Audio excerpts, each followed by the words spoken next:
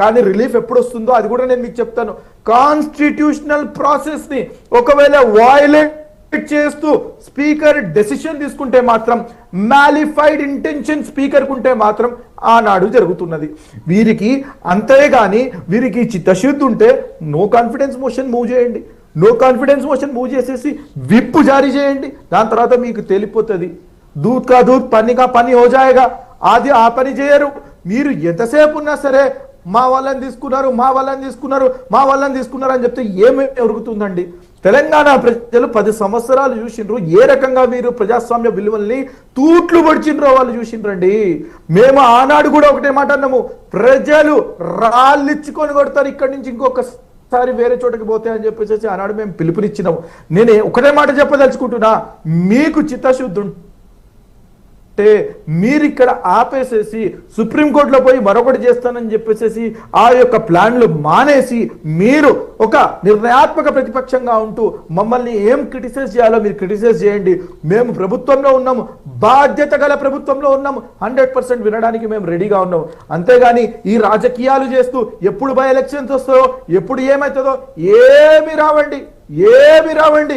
By election ఒక్క చోట వచ్చింది, ఆ భగవంతుడు కోరుకున్నాడు కాబట్టే వచ్చింది.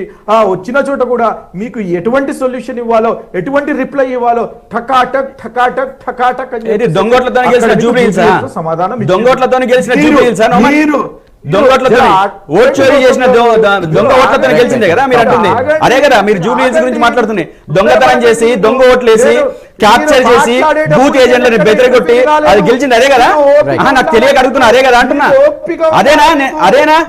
అదేనా ఆ దొంగ ఓట్ల గురించేనా, ఆ జూబ్లీ హిల్స్ గురించేనా, ఆ దొంగ ఓట్లతో గెలిచిన, చోరీ ఓట్లతో గెలిచిన నవీన్ యాదవ్ గురించేనా మాట్లాడుతుంది? అదేనా విషయం? నాకు తెలియక అడుగుతున్నా. నాకు తెలియగలుగుతున్నా నోమన్ గారు, అదేనా? మీకు ఎన్ని చూపెట్టాలి ఆధారాలు? ఎన్ని ఆధారాలు చూపెట్టాలి నోమన్ గారు? మీకు ఎన్ని ఆధారాలు చూపెట్టాలి?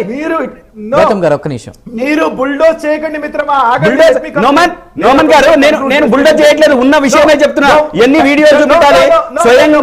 స్వయంగా బూత్ లో ఉన్న వాళ్ళు, ఓటర్లు మా దొంగ ఓట్లు వేసి తీసుకుపోయినారు, దోచుకెళ్ళిరు, దొంగతనం చేసిన మా ఓట్లు అని చెప్పేసి చెప్పిన సందర్భాలు లేవా? మీకు తెలియదా? కళ్ళు మూసుకొని పాలు తాగినంత మాత్రాన ప్రపంచం అన్ని విషయాలు బయటపడుతున్న తర్వాత వీరి ఆనాటి మాజీ ఎమ్మెల్యే, ఆనాడు పల్లా రాజేశ్వర్ రెడ్డి ఏమన్నాడో ఒక్కసారి నేను తెలియజేసుకుంటున్నా, ప్రజలకు చూపించదలుచుకుంటున్నా. ఆ కుక్కలు ఆ దొడ్లో ఉంటే మొరుగుతాయి, అందుకని చెప్పేసి ఆ కుక్కలని ఇక్కడ చేర్చుకున్నా అని చెప్పేసి ఈ పల్లా రాజేశ్వర్ రెడ్డి అంటాడు. అంటే ఎక్కడ ఇది డేట్ తో పాటు ఉంది, 16 ఆగస్టు 2023లో. దొంగ ఓట్ల గురించి మాట్లాడమంటే పల్లా రాజేశ్వర రెడ్డిని ఎందుకు తీసుకొస్తున్నావు? లేదా సబ్జెక్ట్ మాట్లాడు, సబ్జెక్ట్ మాట్లాడు, లేకపోతే దొంగ ఓట్ల గురించి మాట్లాడు. ఇక్కడ మనం పార్టీ ఫిరాయింపుదారుల విషయం మాట్లాడుతున్నప్పుడు అదే మాట్లాడు. నువ్వు సబ్జెక్ట్ ఎందుకు బుల్డోజ్ చేస్తున్నావు? సబ్జెక్ట్ ఎందుకు తప్పి మాట్లాడుతున్నావు?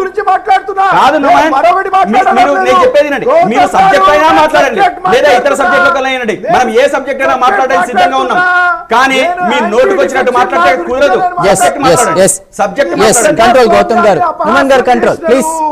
మీరు ప్రజాస్వామ్యాన్ని తూట్లు పడిచినారు.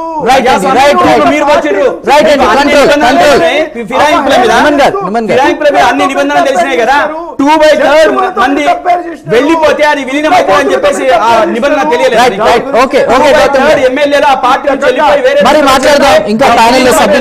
పార్టీ మారడం కాదని నిబంధన తెలియలేదా? ఆనాడు మా పార్టీలకు విలీనమైన మీ పార్టీ నుంచి వచ్చి మేము తీసుకోలేదు, మీ పార్టీలో ఉన్న వాళ్ళు మా పార్టీలో విలీనమైన ఈ మాత్రం అర్థం చేసుకోకుండా మీరు మాట్లాడితే తలలు నెరిసిపోయినా మీకు అర్థం కాదు, ఇంగితం లేదు, ప్రపంచానికి అబద్ధాలు చెప్తారు. మీ నుంచి ఏం నేర్చుకోవాలి? మీ నుంచి ఏం నేర్చుకోవాలి? రాజకీయాల గురించి ఏం నేర్చుకోవాలా? నరా విజయ్ గారు ఉన్నారు, వారితో మాట్లాడతాం. విజయ్ గారు, స్పీకర్ అధికారాలు ఏంటి, ఆయన నిర్ణయం ఫైనల్ అంటే దీన్ని బట్టి చూస్తే మీరేం చెప్తారు? స్పీకర్ నిర్ణయము, స్పీకర్ అధికారము ఫైనల్ కాదు అనేది సుప్రీంకోర్టు తేలుస్తుంది. ఇప్పుడు వ్యవస్థ ఏమైంది? రాజకీయ వ్యవస్థ, స్పీకర్ వ్యవస్థ కోర్టు పరిధిలోకి వెళ్ళిపోయింది, సుప్రీంకోర్టు చేతిలోకి పోయింది. వీళ్ళు అనుసరించినటువంటి విధానాలు, వీళ్ళ వైఫల్యాల వల్ల సుప్రీంకోర్టు చేతుల్లో పెట్టారు.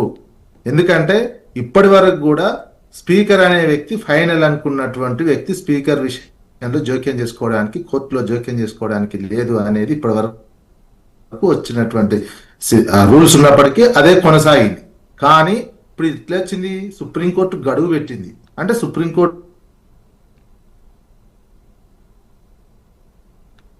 రైట్ విజయ్ గారు.